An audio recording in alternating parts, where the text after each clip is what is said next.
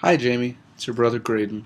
It is Tuesday, November 11th, also known as Veterans Day. This has been a week of big news, so in the spirit of that big news, I am going to share some fairly big news of my own. The biggest thing that happened today was that me and 7 other people signed our leases for where we'll be living off campus next year. It has been a super long, annoying, inconvenient, and stressful process, but today we finally ended all that, thank God. We first saw the house over a month ago with a realtor who's actually my RA. We put our deposits down that week. We were really on top of our stuff and we were just getting it done. But then for some reason, after we did all that, we had to wait an entire month to hear back from the people who own the property about whether we were going to get the lease or not. So we didn't really have the opportunity to keep looking at other places or get our money back or anything like that. So we were just sitting there twiddling our thumbs, essentially, unable to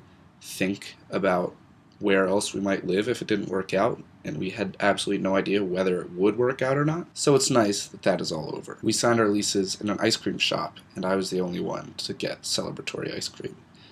Because I'm a child, I suppose. Also today, I saw Ariana Alcorn for the first time since I come back up to school. We hung out a decent amount over the summer, and it was great. I mean, she's great to be around. I like her a lot.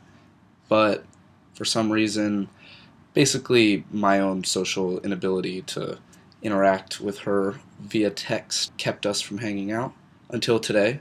And it was great. I got to meet 2 of her friends. We're both really cool. We had brunch, which was nice. I had an egg sandwich with bacon and pepper jack cheese, and it was delicious. Today was also a beautiful day outside. It was above 50 degrees, which doesn't happen that much, especially since it's November. So I spent a solid 3 hours or so of my day just sitting out on a quad doing absolutely nothing, saying hi to friends, talking to people, and I loved every second of it. Today, also, I had my first meeting with the Office of International Programs to discuss the possibility of me going abroad next year, which I'm very excited about. I originally thought I wanted to go to Spain because I wanted to be somewhere in Europe, because then it would be really easy for me to meet up with other people from BC who would be abroad at the same time. I probably know some people who are studying abroad in Spain, specifically Barcelona, and there's a great nightlife in Barcelona, which, I would take part of because I'm that kind of person, unlike you, which isn't a bad thing. And I was really just thinking about the whole thing in terms of fun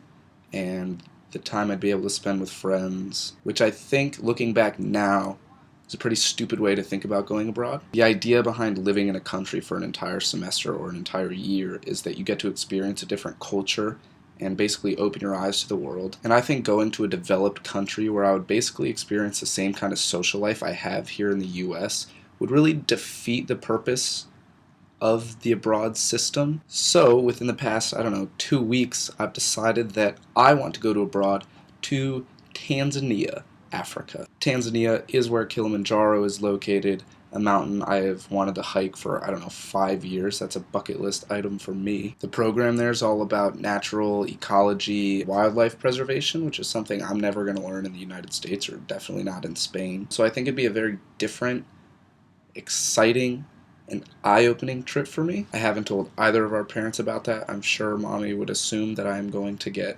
Ebola if I go to Africa because she watches the news too much and lets it scare her a little too much. But I think I'll be able to convince Daddy because it's an external program. It's not through BC, but it is approved by BC, and it would actually be cheaper to spend a semester abroad than it would be to spend one here. So I think that's a pretty fair argument. Also, I hate Taylor Swift's new album because she has a spectacular voice and she doesn't get to use it at all in these stupid-ass pop songs. And on that note, music pun intended, I will see you in the next 5 days. Goodbye!